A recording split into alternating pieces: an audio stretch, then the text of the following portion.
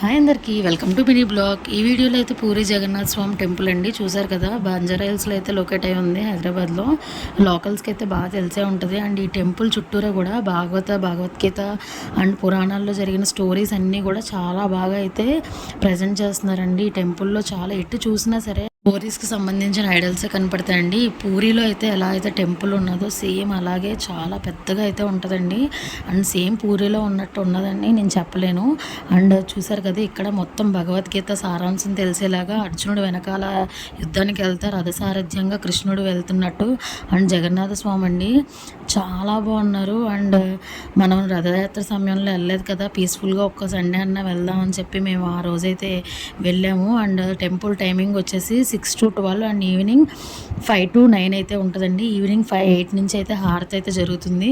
And చూసారు కదా ఎంత బాగుందో టెంపుల్ అయితే. అండ్ మనకి ఇక్కడైతే 3 రథాలు కూడా బయట పెట్టి ఉంచారండి. మొన్నే మేము వెళ్ళినప్పుడు అయితే కనుక ఆ వీక్ ముందే రథయాత్ర అయితే కంప్లీట్ అయిందండి, అందుకని రథాలు అయితే అక్కడే ఉన్నాయి. అండ్ రథాలు కూడా మేము అయితే దర్శనం చేసుకున్నాము.